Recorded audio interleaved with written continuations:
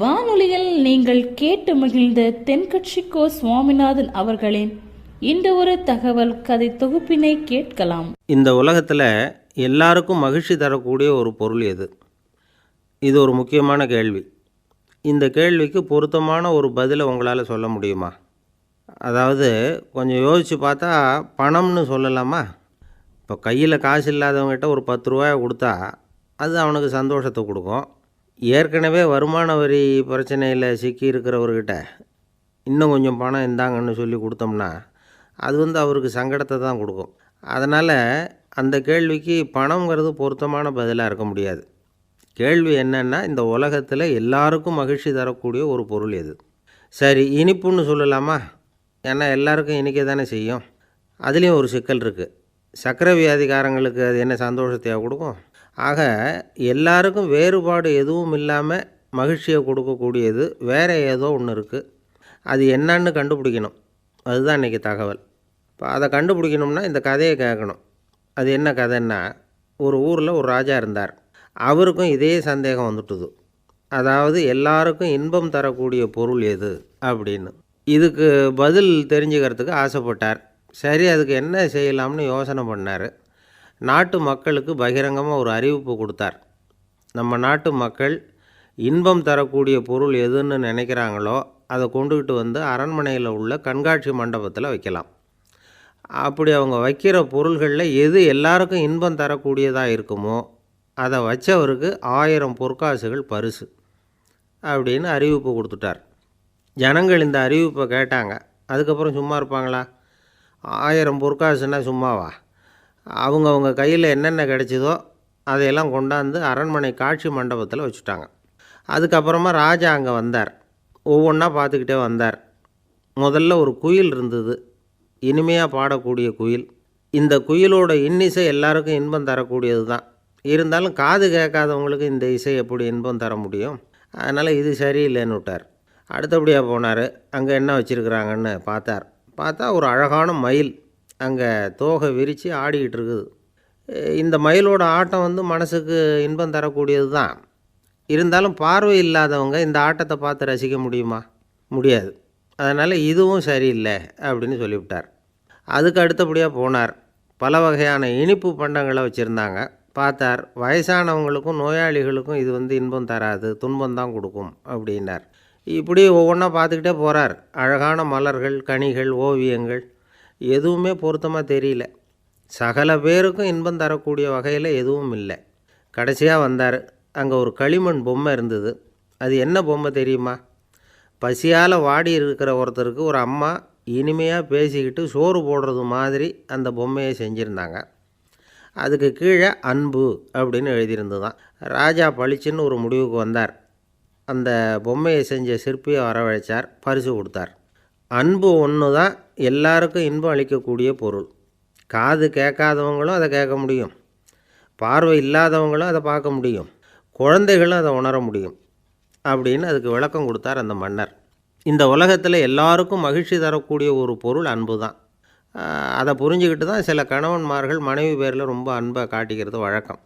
ஒரு வீட்டு வாசப்படி பக்கமாக மழைக்கு ஒதுங்கினார் ஒருத்தர். மழை தூரிக்கிட்டு இருந்தது, இருட்டு நேரம். அந்த வீட்டில் இருந்தவர், இன்றைக்கி ராத்திரி வேணும்னா இங்கேயே தங்கிட்டு காலையில் போங்க அப்படின்னார். உடனே இவர் சொன்னார், ரொம்ப நன்றிங்க, ஒரு 10 நிமிஷத்தில் இதை வந்துவிடுறேன் அப்படின்னு சொல்லிவிட்டு எங்கேயோ ஓடினார். 10 நிமிஷம் கழித்து திரும்பி வந்தார். ஆமாம், எங்கே போயிட்டு வந்தீங்கன்னு கேட்டார் வீட்டில் இருந்தவர். நேராக எங்கள் வீட்டுக்கு போய் மனைவிக்கிட்ட இன்றைக்கி ராத்திரி இங்கேயே தங்கிக்கிறேன்னு சொல்லிவிட்டு வந்துவிட்டேன் அப்படின்னார் அவர். அன்பில் இது ஒரு ரகம். அரேபிய நாடு, அங்கே ஒரு ஆட்சி தலைவர். அரேபிய நாட்டு ஆட்சி பொறுப்பை ஏற்றுக்கிட்டவர். அவர் ஆட்சி பொறுப்பை ஏற்றுக்கிட்ட பிறகு ஒரு நாள் ஒரு தெருவில் நடந்து போய்கிட்டு இருந்தார். அவர் தோளில் ஒரு பெரிய துணி மூட்டை, அதை சுமந்துக்கிட்டு கடத்தெருவை நோக்கி அவர் போய்கிட்டு இருக்கிறார். வழியில் அவரை சந்தித்தார் உமர். அவர் கேட்டார், கலீஃபா அவர்களே, எங்கே புறப்பட்டுட்டீங்க அப்படின்னு கேட்டார்.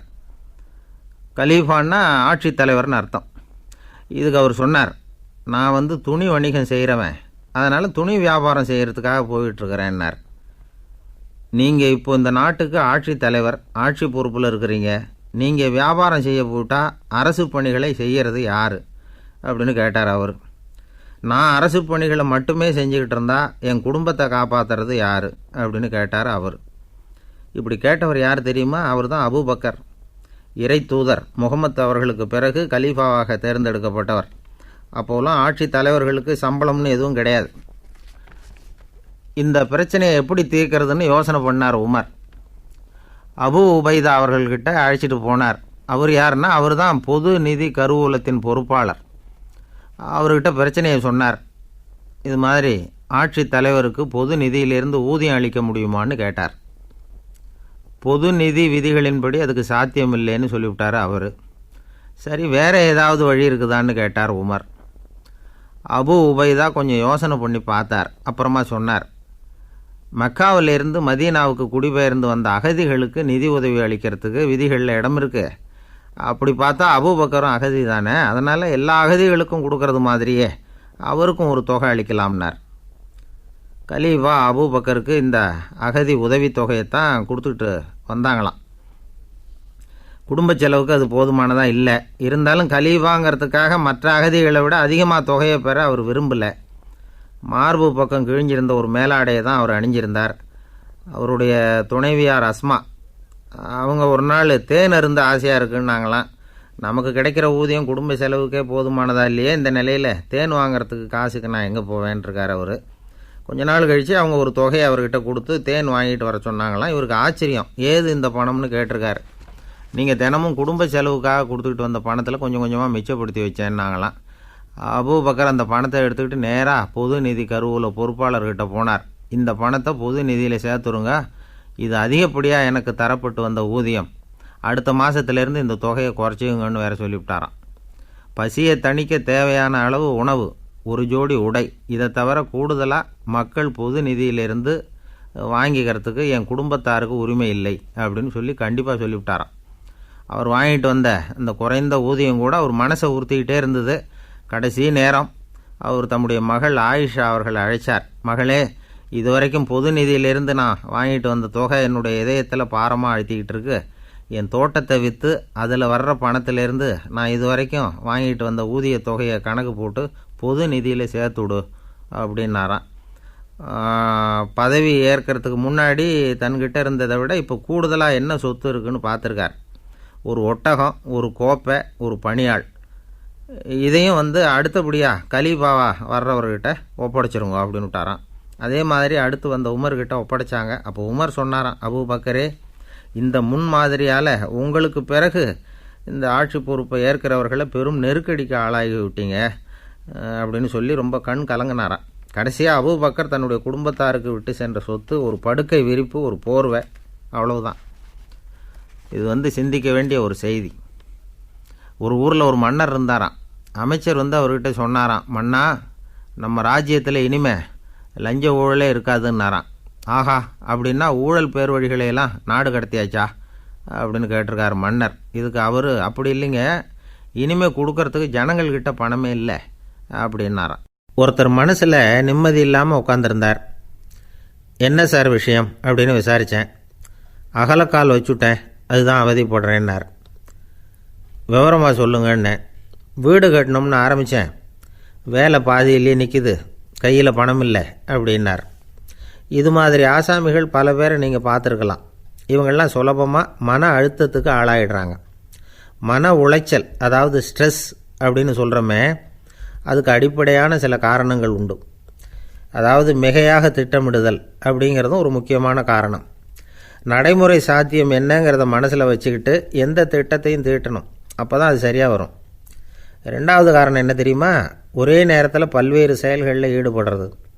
தொலைபேசியில் பேசிக்கிட்டே கையில் இருக்கிற கடிதத்தை படிச்சுக்கிட்டே எதிரில் உட்காந்துக்கிட்டு இருக்கிறவருக்கும் அப்பப்போ பதில் சொல்லிக்கிட்டு மனசில் பல்வேறு சிந்தனைகளை அப்படியே ஓட விட்டுக்கிட்டு இருக்கிறது, இதுவும் மன அழுத்தத்தை உண்டாக்குது.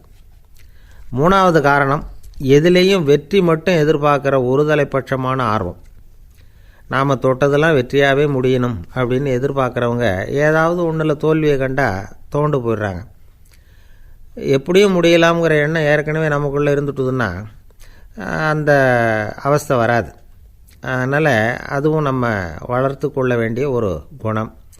மன உளைச்சல் ஏற்படுறதுக்கு இன்னொரு காரணம் எதையும் வேகமாக செஞ்சுடணும் அப்படிங்கிற துடிப்பு.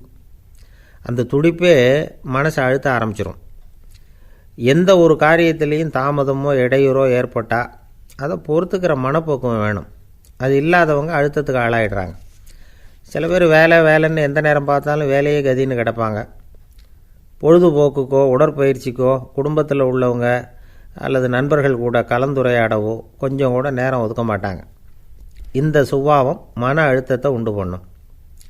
இதையெல்லாம் புரிஞ்சுக்கிட்டு அதிலிருந்து விடுபடுறது எப்படின்னு யோசிக்கணும். வல்லுநர்கள் இது தொடர்பாக சில யோசனைகளை சொல்லி வச்சுருக்கிறாங்க. அது என்னென்னா, வாழ்க்கைங்கிறது பிரச்சனைகளால் பின்னப்பட்ட ஒன்று. அது எப்போவுமே முடிவடையாத ஒரு தொடர்கதை அப்படிங்கிறத முதல்ல நாம் புரிஞ்சுக்கணும். ஒரே நேரத்தில் ஒரு காரியத்தில் மட்டுமே நாம் கவனம் செலுத்தணும். அடுத்தவங்க காரியத்தில் தலையிடக்கூடாது. எதையும் பேச ஆரம்பிக்கிறதுக்கு முன்னாடி நம்மை நாமே கேட்டுக்க வேண்டிய கேள்வி 2. 1, நான் சொல்ல போகிறது ரொம்ப முக்கியமானதா? 2வது, நான் சொல்கிறத அவங்க கேட்குறதுக்கு ஆசைப்படுறாங்களா? நான் பேசுகிறதுக்கு அது சரியான நேரம் தானா? இதை யோசித்து பார்த்ததுக்கப்புறம் எதையும் பேச ஆரம்பிக்கணும். முடிஞ்ச அளவுக்கு வளைந்து போகிற சுபாவத்தை வளர்த்துக்கணும். நம்ம நேரம் விலை மதிப்பு இல்லாதது. அதை வீணாக்கக்கூடாது. சிரிக்க தெரியலனாலும் பரவாயில்ல, முகத்தில் கொஞ்சம் புன்முறுவலாவது காட்டணும். இதெல்லாம் ரொம்ப முக்கியம். அடுத்தவங்க ஏதாவது செஞ்சால் உடனே நன்றி சொல்ல மறக்கக்கூடாது. தினமும் கொஞ்சம் நேரத்தை தனிமையில் செலவு பண்ணணும். மன உளைச்சலிருந்து விடுபடுறதுக்கு 3 முக்கிய வழிகள் சொல்கிறாங்க. அதை சுருக்கமாக ரெட் அப்படின்னு சொல்கிறாங்க. RED ஆங்கில எழுத்தில். அந்த முதல் எழுத்து R, அது என்னென்னா ரிலாக்ஸேஷன், அதாவது இடை ஓய்வு. 2வது E எக்ஸர்சைஸ், உடற்பயிற்சி. 3வது டயட், திட்டமிட்ட உணவு முறை. அதனால் தியானம், மூச்சு பயிற்சி இதெல்லாம் இந்த இடை ஓய்வுக்கு வழிகள். எந்த வேலையையும் தொடர்ந்து செய்யக்கூடாது. எல்லார்கிட்டையும் கலகலப்பாக பழகணும். மாதத்துக்கு ஒரு நாளாவது குடும்பத்தோடு வெளியில் போயிட்டு வரணும். சுலபமான உடற்பயிற்சிகளை செய்யலாம்.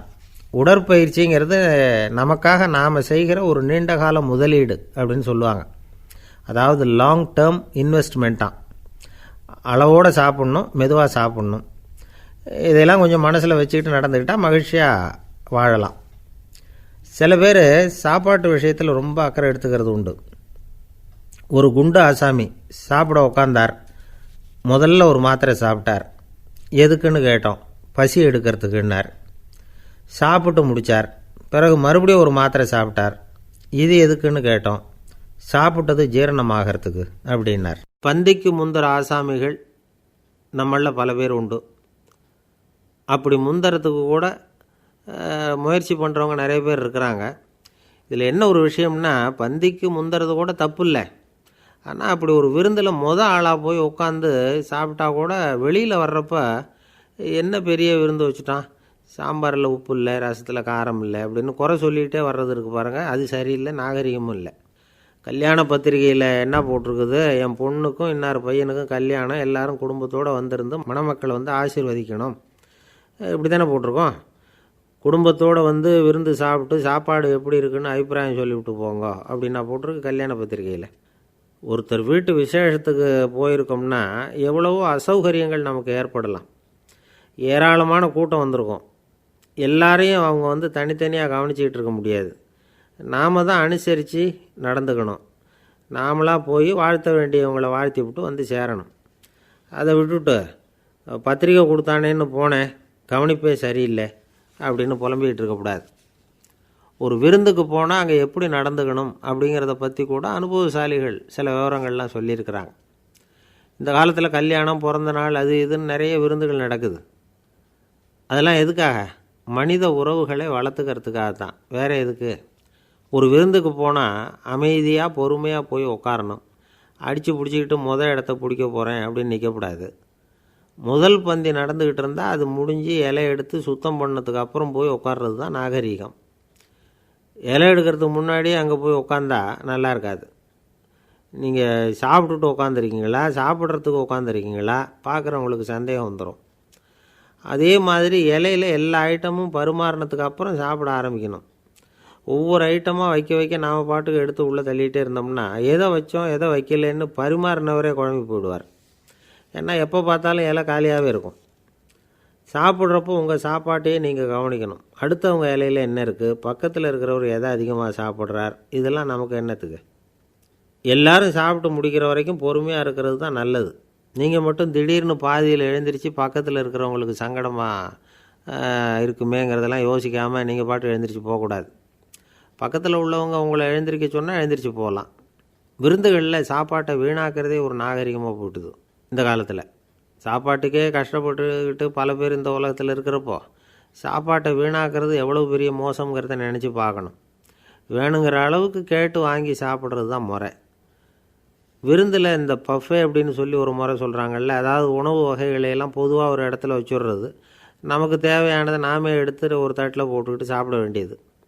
இதில் கூட சில பேர் தேவைக்கு அதிகமாக எடுத்து போட்டுக்கிட்டு வீணாக்குறாங்க. சில சமயம் கடைசியாக சாப்பிட போகிறவங்களுக்கு எல்லா ஐட்டமும் கிடைக்காம போகலாம். அதை போய் பெருசு பண்ணிகிட்டு இருக்கக்கூடாது. என்ன சார் இந்த அளவுக்கு கூடவா நாகரிகம் தெரியாமல் இருக்கிறோம், இதை போய் பெருசாக சொல்ல வந்துட்டீங்களே அப்படின்னு நினைக்கலாம். ஒருத்தர் 2 பேருக்கு இந்த விவரம் தேவைப்படலாம். அவங்க காதலையும் இது விழட்டுமேங்கிறதுக்காக தான் இது.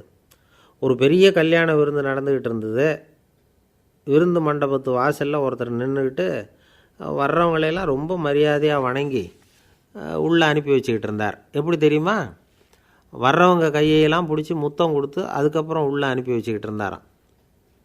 கூட்டம்லாம் முடிஞ்சதுக்கப்புறம் அவர்கிட்ட போய் கேட்டிருக்கிறாங்க, சார் நானும் எவ்வளவோ விருந்துகளுக்கு போயிருக்கிறேன், இருந்தாலும் இவ்வளவு மரியாதையாக வர்றவங்க கைக்கெல்லாம் முத்தம் கொடுத்து வரவேற்கிறத இங்கே தான் பார்க்குறேன் அப்படின்னு சொன்னாங்க.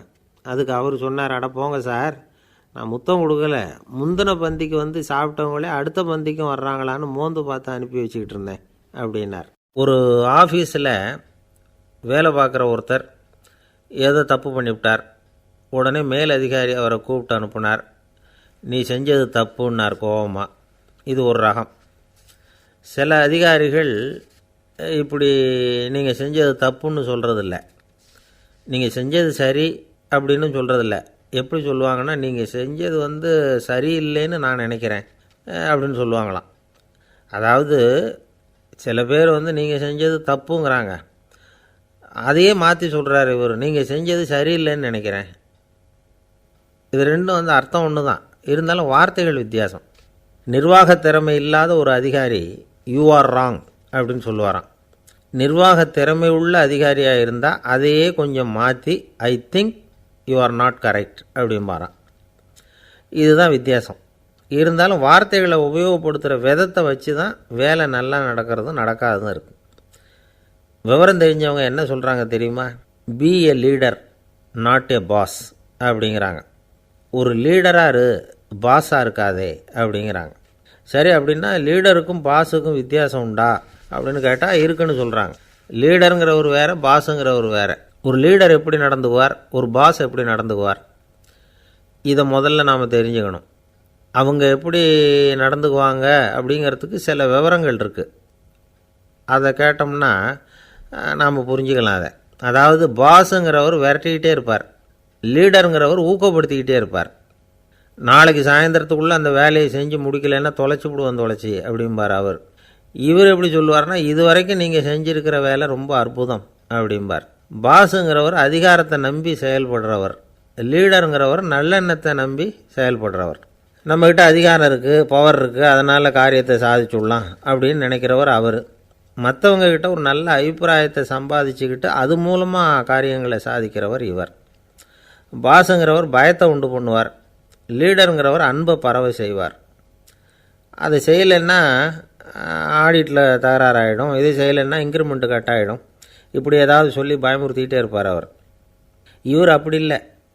உடம்பு இப்படி இருக்குது, வீட்டில் எல்லோரும் சௌக்கியமாக இருக்கிறாங்களா, ஆஃபீஸில் எல்லாம் வசதியாக இருக்குதா, நான் ஏதாவது உதவி செய்யணுமா அப்படின்னு அன்புக்கு முக்கியத்துவம் கொடுப்பார்.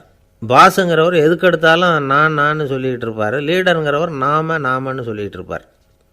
பாஸுங்கிறவர் தப்புக்கு காரணம் யாருன்னு பார்ப்பார், லீடருங்கிறவர் தப்பு என்னன்னு பார்ப்பார். இதுதான் 2 பேருக்கு வித்தியாசம். The boss shows who is wrong, the leader shows what is wrong அப்படின்னு சொல்லுவாங்க. இந்த காரியம் எப்படி செய்யப்பட்டிருக்கு அப்படின்னு தெரிஞ்சுக்கிறவர் பாஸ். இந்த காரியத்தை எப்படி செய்யணும்னு செஞ்சு காட்டுறவர் லீடர். பாஸுங்கிறவர் பணியாளர்களை திட்டுவார், லீடர் மரியாதைக்குரியவராக நடத்துவார், அதுக்குரியவராக அவர் நடந்துக்குவார். செய்கிற வேலையை ஒரு சுமையாக நினைக்க வைக்கிறவர் பாஸ், செய்கிற வேலையை ஒரு சந்தோஷமாக ஆக்கிறவர் லீடர். ஒரு முதலாளியாக இருக்கிறவர் அல்லது ஒரு நிர்வாகியாக இருக்கிறவர் இது மாதிரியான நுணுக்கங்களையெல்லாம் தெரிஞ்சு வச்சுக்கிறது நல்லது. ஒரு பாஸ் இருக்கார், அவர் ஒரு நாள் ரொம்ப பெருமையாக தன்னோட ஆஃபீஸை பற்றி பேசிக்கிட்டு இருந்தார். எனக்கு கீழே 200 பேர் வேலை செய்கிறாங்க சார், நான் ஒரு கோடு கிழிச்சா அவங்க அதை தாண்டாத அளவுக்கு நான் நடந்துக்கிறேன் சார் அப்படின்னார் அவர். அது எப்படி முடியுது உங்களால் அப்படின்னு கேட்டோம். நான் கோடே கிழிக்கிறதில்ல சார் அப்படின்னார். என்ன சார் உங்கள் பையன் என்ன செஞ்சுக்கிட்டு இருக்கிறான் இப்போது அப்படின்னு கேட்டார் ஒருத்தர். அடிக்கடி கண்ணாடி முன்னாடி நின்று அழகு பார்த்துக்கிட்டு இருக்கிறான் சார் அப்படின்னார் அப்பா. இளம் பருவம் இப்படி தான் இருக்கும், அதையெல்லாம் சாதாரணமாக நினச்சிடாதீங்க அப்படின்னார் அவர்.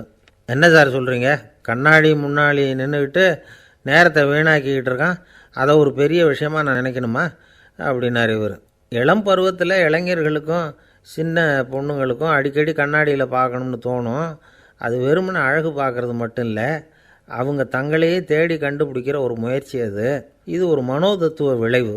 இது வரைக்கும் சின்ன பிள்ளையாக இருந்துட்டோம், இனிமேல் நாமளும் மற்றவங்க மாதிரி மனிதர்கள் தான் அப்படிங்கிற உணர்வு அவங்களுக்கு வருது. தங்களோட முகம் எப்படி இருக்குது, அழகு எப்படி இருக்குது, உடம்பு நேரம் எப்படி இருக்குது, முடி எப்படி இருக்குது அப்படிங்கிறதையெல்லாம் கண்டுபிடிக்கிறாங்க. அதுக்கப்புறம் இன்னொரு ஆணோ பொண்ணோ தன்னை கவனிக்கணும் அப்படின்னு நினைக்கிறாங்க.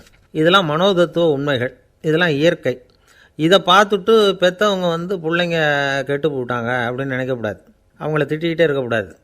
இன்றைக்கி பல குடும்பங்களில் இதுதான் நடந்துக்கிட்டு இருக்குது. மனுஷ வாழ்க்கையிலேயே இப்படியும் இல்லாத அப்படியும் இல்லாத ஒரு பருவம் இளம் பருவம். 13லேருந்து 19 வயசுக்கு உட்பட்ட ஆண்கள் பெண்கள் இந்த வகையை சேர்ந்தவங்க, டீனேஜ் குரூப். இவங்களை சின்னவங்கன்னு நினச்சிட முடியாது, பெரியவங்கன்னு நினச்சிட முடியாது. இவங்க ரொம்ப சென்சிட்டிவ். சமூகம் நினச்சா இவங்களை நல்லவங்களாகவும் ஆக்கலாம், கெட்டவங்களாகவும் ஆக்கலாம். கொஞ்சம் அக்கறை எடுத்துக்கிட்டால் பெரிய பெரிய மேதைகளையும் விஞ்ஞானிகளையும் உருவாக்கலாம். ஆனால் நடக்கிறது என்ன தெரியுமா, அநேகமாக இவங்களை யாருமே சரியாக புரிஞ்சுக்கிறது இல்லை, இவங்களை சரியாக நடத்துறதும் இல்லை. இது வரைக்கும் நாம் சொல்கிறத கேட்டுக்கிட்டு இருந்தான், இப்போல்லாம் அவன் இஷ்டத்துக்கு நடக்க ஆரம்பிச்சிட்டான் அப்படின்னு வருத்தப்படுற பெற்றோர்கள் அதிகம். இது வருத்தப்படுற விஷயம் இல்லை, சந்தோஷப்பட வேண்டிய விஷயம். உங்கள் புள்ள சொந்தமாக யோசிக்க ஆரம்பிக்கிறதும் நடந்துக்க ஆரம்பிக்கிறதும் ஒரு தப்பான விஷயமா?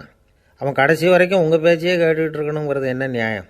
இன்றைக்கி இளைஞர்களை பெரியவங்க தப்பாக புரிஞ்சுக்கிட்டு தவறாக நடத்துறதுனால தான் அவங்களுக்கு வெறுப்பு, எரிச்சல், மனக்கசப்பு எல்லாம் உண்டாகுது. பெற்றவங்க சரியாக மதிக்கிறது இல்லை அப்படிங்கிற ஒரே காரணத்தினாலேயே வீணாக போகிற பிள்ளைங்க இன்றைக்கி அதிகம். சரி, பெற்றவங்களுக்கு இன்றைக்கி என்ன தான் புத்தி சொல்ல வர்றீங்க அப்படின்னு கேட்குறீங்களா?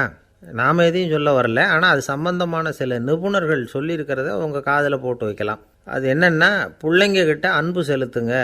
குழந்தையாக இருந்தப்போ எவ்வளவு பாசமாக இருந்தீங்க, வளர வளர அதை ஏன் குறைச்சிக்கிறீங்க? பெற்றவங்களின் அன்பான வார்த்தைகளுக்கு ஏங்குறவங்க தான் இன்றைய இளைஞர்கள். அவங்க எதை சொன்னாலும் அதை அக்கறையாக காது கொடுத்து கேளுங்க, அலட்சியப்படுத்தாதீங்க. அவங்க விரும்புகிறது உங்கள்கிட்டேருந்து ஒரு மதிப்பு, மரியாதை, அங்கீகாரம், இவ்வளவு தான். அவங்க அவங்களாவே முடிவுகள் எடுக்கட்டும், அதுக்கு நீங்கள் உதவியாக இருங்க, அது போதும். மற்றவங்க முன்னாடி, முக்கியமாக அவங்க நண்பர்கள் முன்னாடி அவங்கள பற்றி மட்டமாக பேசாதீங்க. அவங்கக்கிட்ட பொய் சொல்லக்கூடாது. நீங்கள் சொன்னது பொய்ன்னு தெரிஞ்சு போச்சுன்னா உங்கள் பேரில் அவங்களுக்கு இருக்கிற மதிப்பு போயிடும், நம்பிக்கை போயிடும். அவங்களுக்கு முன்னாடி நீங்கள் சண்டை போடக்கூடாது. உங்கள் பிள்ளைய எப்பவும் இன்னொரு பிள்ளையோட ஒப்பிட்டு பேசுகிற வேலையே வேணாம். கூட பிறந்த மற்றவங்களோட கூட ஒப்பிடக்கூடாது. இப்படி செஞ்சால் அவன் உங்ககிட்டையும் பிரியமாக இருக்க மாட்டான், அவங்ககிட்டையும் பிரியமாக இருக்க மாட்டான். புள்ள எங்கே போகிறான், என்ன பண்ணுறான் அப்படின்னுலாம் துப்பறிஞ்சிக்கிட்டு இருக்கக்கூடாது. இளைஞர்கள் தனிமையை விரும்புகிறவங்க. அவங்கள பெட்டியில் வச்சு மூடி பாதுகாக்கணும்னு நினைக்கக்கூடாது. அவங்கள எப்படி பாதுகாக்கிறது அப்படிங்கிறது அவங்களுக்கே தெரியும். உங்கள் புள்ள எப்படி நடந்துக்கணும்னு நீங்கள் எதிர்பார்க்குறீங்களோ அது மாதிரி நீங்கள் நடந்து காட்டுங்க, அது போதும். ஒரு வீட்டில் அப்பாவும் அம்மாவும் பேசிக்கிட்டு இருக்கிறாங்க. என்னங்க, நம்ம பொண்ணு பெரியவளாயிட்டா, அடிக்கடி கண்ணாடி முன்னாடி போய் நின்றுக்கிட்டு இருக்கிறா, சீக்கிரமாக ஒரு பையனை பார்த்து கல்யாணத்தை முடிக்காமல் இப்படி மசன்னு கல் மாதிரி உட்காந்துருக்குறீங்களே அப்படின்னு சத்தம் போட்டாங்க அந்த அம்மா. அவசரப்படாத, பார்க்குறதுக்கு கண்ணுக்கு அழகாக லட்சணமாக புத்திசாலியாக ஒரு பையன் கிடைக்க வேணாமா, அதுதான் பார்த்துக்கிட்டு இருக்கிறேன் அப்படின்னார் அப்பா. இதுக்கு அந்த அம்மா சொல்கிறாங்க, எங்கள் அப்பா இப்படியெல்லாம் நினச்சிக்கிட்டு இருந்திருந்தா எனக்கு கல்யாணமே ஆயிருக்காது தெரியுமா அப்படின்னாங்களாம். 1816 வருஷம் செப்டம்பர் மாதம் 11ஆம் தேதி பிரான்ஸ் தேசத்தில் உள்ள ஒரு மருத்துவமனை. அங்கே ஒரு இளம் டாக்டர் கொஞ்ச நாளைக்கு முன்னாடி தான் அந்த ஆஸ்பத்திரியில் புதுசாக வேலைக்கு சேர்ந்துருக்கிறார். அவர் பேர் ரெனே லெனக். அவர் அன்னைக்கு காலையில் அந்த மருத்துவமனையில் அப்படியே ரவுண்ட்ஸ் வந்துக்கிட்டு இருக்கிறார். வார்டில் ஒரு படுக்கையில் ஒரு இளம்பெண் படுத்திருக்கிறா. அந்த பொண்ணுக்கு இருதய நோயாக இருக்கலாம்ங்கிறது மற்ற டாக்டர்கள் சந்தேகம். அந்த காலத்துல எல்லாம் ஒருத்தருடைய இருதய துடிப்பை தெரிஞ்சுக்கணும்னா நோயாளியின் மார்பில் டாக்டர் காதை வச்சு பார்த்து தான் தெரிஞ்சுக்கிறது வழக்கம். ஆனால் இந்த பெண்ணும் இளம்பெண், அந்த டாக்டரும் புதுசாக சேர்ந்துருக்கிறவர். அதனால் பரிசோதனை பண்ண தயங்கினார். கொஞ்ச நேரம் யோசனை பண்ணார். திடீர்னு ஒரு ஞாபகம் வந்தது அவருக்கு. அதாவது அன்றைக்கி விடியற் காலையில் தோட்டத்தில் அப்படி வாக்கிங் போயிட்டு இருந்தப்போ சின்ன பசங்கள்லாம் ஒரு மரக்கட்டையை வச்சு விளையாடிக்கிட்டு இருந்தாங்களாம். அதை இவர் பார்த்துருக்கிறார். அது என்ன விளையாட்டுனா, ஒரு நீளமான மரப்பலகை, அதில் ஒரு முனையில் ஒரு பையன் தன்னுடைய காதை வச்சுக்கிட்டு இருக்கிறான், மறுமுனையில் இன்னொரு பையன் அந்த மரப்பலகையை ஒரு ஆணியால் கீறிக்கிட்டு இருக்கிறான். ஒரு முனையில் ஆணியால் கீறும் பொழுது மறுமுனையில் காதை வச்சிருக்கிற பையனுக்கு அந்த சத்தம் துல்லியமாக கேட்குது. அந்த டாக்டருக்கு காலையில் பார்த்த இந்த விளையாட்டு ஞாபகத்துக்கு வந்துட்டுது. உடனே என்ன பண்ணார் தெரியுமா? ஒரு நீளமான காகிதத்தை எடுத்தார். அதை அப்படியே உருளை மாதிரி உருட்டினார்.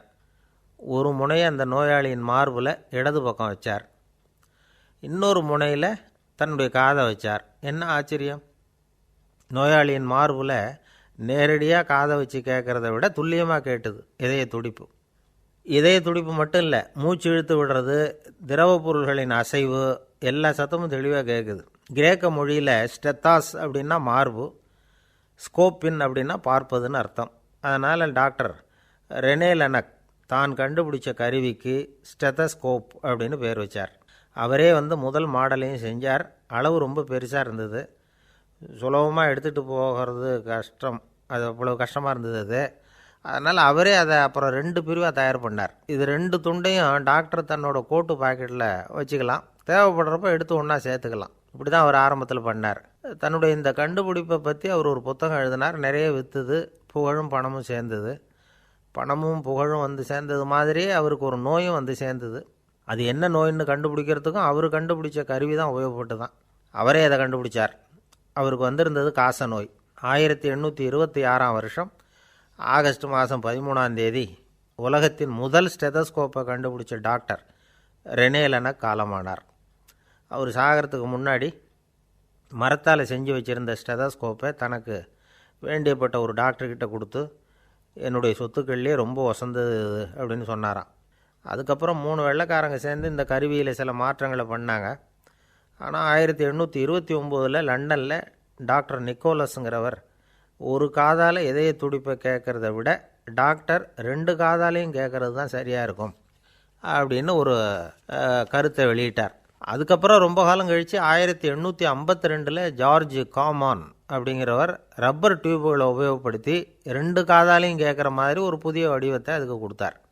அதுக்கு பிறகு அது படிப்படியாக எவ்வளவோ மாற்றங்கள் இருந்தாலும் ஆரம்பத்தில் டாக்டர் ரெனே லெனக் உருவாக்கின அடிப்படை மாடலை யாரும் மாற்றி அமைக்கலைங்கிறது தான் முக்கியமான விஷயம். நமக்கு தெரிஞ்ச ஒரு ஆஸ்பத்திரி, அதில் ஒரு நோயாளி, காலை நேரத்தில் நர்ஸு அந்த பக்கமாக போயிட்டு இருந்தாங்க. அதை பார்த்துட்டு ஒரு நர்ஸுன்னு கத்துறார். நர்ஸு அவசரமாக ஓடி என்ன விஷயம்னு கேட்டாங்க. சிஸ்டர், இங்கே பாருங்கள், உங்கள் டாக்டரை என் நெஞ்சில் அவர் காதை வச்சு கேட்டுக்கிட்டு இருக்கிறார் அப்படின்னார் நோயாளி. சிஸ்டர் பதட்டப்படாமல், அதனால் என்ன, இந்த டாக்டர் பழமையான விஷயங்களில் ரொம்ப நம்பிக்கை உள்ளவர், அதனால் ஸ்டெதாஸ்கோப்பை உபயோகப்படுத்தாமல் காதை வச்சு கேட்குறார், அது ஒன்றும் தப்பு இல்லை அப்படின்னாங்களாம். ஐயோ, அதுக்காக இல்லை சிஸ்டர், இவர் என் நெஞ்சு மேலே தலையை வச்சது நேற்று ராத்திரி 9 மணி, இப்போ விடிஞ்சு போச்சு, இன்னமும் தலையை எடுக்கவே இல்லை, அதுக்காக தான் சந்தேகப்பட்டு உங்களை கூப்பிட்றேன் அப்படின்னாராம். அம்மாக்காரங்களுக்கு அடிக்கடி ஏற்படுற கவலை ஒன்று உண்டு. அதாவது குழந்தை சரியாக சாப்பிட மாட்டேங்குதே அப்படிங்கிற கவலை. இவங்கெல்லாம் ஒரு விஷயத்தை நல்லா புரிஞ்சுக்கணும். குழந்தைகள்ங்கிறவங்க பெரியவங்க மாதிரி இல்லை. அவங்க கடிகாரத்தில் மணியை பார்த்துட்டு சாப்பிட்றதுக்கு உட்கார்ற ரகம் கிடையாது. பசிச்சா சாப்பிடுவாங்க, இல்லைன்னா விளையாடுவாங்க அல்லது தூங்குவாங்க. அது புரியாமல் அவங்கள கட்டாயப்படுத்தி அல்லது மிரட்டி சாப்பிட வைக்கிறது ரொம்ப தப்பு. ஒரு 8 மாத குழந்தைக்கு 3 மணி நேரத்துக்கு ஒரு தடவை பசிக்கும். அந்த நேரம் பார்த்து சாப்பாடு கொடுத்தா அடம் பண்ணாமல் அது பாட்டுக்கு சாப்பிட்றோம். அதே குழந்தைக்கு 1 வயசு ஆகிறப்போ 4 மணி நேரத்துக்கு ஒரு தடவை பசிக்கும். இந்த வயசில் இயற்கையாகவே பசி குறைஞ்சிருக்கும். அது புரியாமல் என் குழந்தை முன்னாடி மாதிரி இப்போ சரியாக சாப்பிட மாட்டேங்கிறான் அப்படின்னு சில பேர் டாக்டர்கிட்ட போய் சொல்லிக்கிட்டு இருப்பாங்க. இன்னொரு விஷயம், ஒரு குழந்தைக்கு வயசு அதிகமாகிற வேகத்துக்கு உடம்பு எடையும் அதிகமாகிக்கிட்டே போகாது. உடம்பு எடை அதிகமாகிற வேகம் குறைஞ்சிக்கிட்டே வரும். 6 மாத குழந்தைக்கு ஒரு வாரத்தில் 150 கிராம் எடை கூடும். ஒரு வயசில் வாரத்துக்கு 71 கிராம் எடை கூடும். இது புரியாமல் அதிகமாக சாப்பாட்டை கொடுத்து குழந்தைய கஷ்டப்படுத்தக்கூடாது. ஏன்னா அளவுக்கு மீறின உணவு அஜீரணத்தை உண்டு பண்ணிவிடும். குழந்தைக்கு ஒரு தட்டில் கொஞ்சமாக ஆகாரத்தை வச்சு கொண்டுகிட்டு போய் கொடுக்கணும். மலை மாதிரி குவிச்சு வச்சா அதை பார்த்ததுமே பசி அடங்கி போயிடும். அடித்து மிரட்டி பயமுறுத்தி குழந்தைய சாப்பிட வைக்கிற பழக்கம் இருக்குது பாருங்கள், அதுக்கு ஃபுட் ஃபோர்ஸிங் அப்படின்னு பேர். இப்படி பண்ணினா குழந்தைக்கு சாப்பாட்டில் விருப்பம் குறைஞ்சிரும். அதை கண்டாவே வெறுக்க ஆரம்பிச்சிடும். அது மாதிரி உளம் சார்ந்த பசி குறைவு, சைக்கோஜெனிக் அனோரெக்சியா, அது ஏற்படுமா. சாப்பாடுங்கிறதே ஒரு தண்டனை மாதிரி தோணும். குழந்தைகளுக்கு பிடிச்ச மாதிரியான ஆகாரத்தை கொடுக்கணும். சத்து அதிகம் இருக்குங்கிறதுக்காக அதுக்கு பிடிக்காத ஆகாரத்தை கொடுத்து கட்டாயப்படுத்தக்கூடாது. குழந்தைகளுக்கு 2 வயசு ஆகிறப்போ இயற்கையாகவே எதிர்மறை குணம் உண்டாகும். அதாவது அந்த எதிர்மறையாக பேசுகிறது. இது மாதிரி சமயங்களில் நாம் என்ன சொல்கிறோமோ அதுக்கு நேர்மாறாக நடந்துக்கும். ஏட்டிக்கு போட்டி. சாப்பிட சொன்னால் விளையாட போவோம், விளையாட சொன்னால் சாப்பாடு கேட்கும். இதை புரிஞ்சுக்கிட்டு நடந்துக்கணும். குழந்தை சொன்ன பேச்சை கேட்கலேன்னு கோவப்படக்கூடாது. குழந்தை வளர வளர பிடிவாத குணம் வர்றது சகஜம். கேட்டதை வாங்கி கொடுத்தா தான் சாப்பிடுவேன் அப்படின்னு பிடிவாதம் பண்ணும். வாங்கி கொடுத்துடுறது தான் உத்தமம். நீங்களும் அதுக்கிட்ட பிடிவாதம் பண்ணிகிட்டு இருக்கக்கூடாது. ஏன்னா கேட்டது கிடைக்கலையேங்கிற ஏமாற்றம் கூட குழந்தையோட பசியை குறைச்சிரும். கேட்டது கிடைச்சிட்டா பசி அதிகமாகும். கொடுத்ததை மலமலன்னு சாப்பிட்றோம். குழந்தைகளுக்கு கண்ட நேரத்தில் சாப்பிட்றதுக்கு எதையாவது வாங்கி கொடுத்துக்கிட்டு இருந்தால் சாப்பாட்டு நேரத்தில் சாப்பிடாமல் அடம் பண்ண ஆரம்பிச்சிடும். பள்ளிக்கூடம் போகிற பிள்ளைங்க காலை உணவை சரியாக சாப்பிட மாட்டாங்க. அச்சம், அவசரம், பரபரப்பு இதெல்லாம் தான் காரணம். பள்ளிக்கு புறப்படுறதுக்கு ஒரு 3/4 மணி நேரத்துக்கு முன்னாடியே சாப்பாடு போட்டுருங்க, அது சரியாக போடும். படிக்கிற குழந்தைகள் உடல் சோர்வு, மனச்சோர்வு இது காரணமாக கூட சாப்பிட மறுக்கிறது உண்டு. இப்போ உதாரணமாக சாயந்தரம் விளையாடி விட்டு வீட்டுக்கு வந்ததும் சாப்பிட சொன்னால் வேணாம்பாங்க. இது உடல் சோர்வு. ரொம்ப நேரம் வீட்டு பாடங்களை செஞ்சு முடித்த கையோடு சாப்பிட சொன்னாலும் அவங்களால சரியாக சாப்பிட முடியாது. இது உளச்சோர்வு, அதாவது மனச்சோர்வு. இதை தவிர குழந்தைகளுக்கு உடல்நலக் குறைவு ஏற்பட்டால் கூட சாப்பிட மறுக்கிறது உண்டு. சில மருந்து மாத்திரைகள் கூட பசியை குறைச்சிரும். அதனால் சரியாக தெரிஞ்சுக்கிட்டு குழந்தைகளை சாப்பிட வைக்கணும். அது புரியாமல் கையில் சாப்பாட்டு தட்டை வச்சுக்கிட்டு குழந்தைகளை விரட்டிக்கிட்டு அலையக்கூடாது. ஒரு சின்ன பையன் சொன்னான், எங்கள் அம்மா சாப்பாடு போடுறது தெரிஞ்சால் நான் உடனே வீட்டை விட்டு வெளியில் ஓடி போடுவேன் அப்படின்னா. ஏன் அப்படி பண்ணுறேன்னு கேட்டோம். எங்கள் அப்பா கூட அது மாதிரி தான் சார் பண்ணுவார் அப்படிங்கிறான்.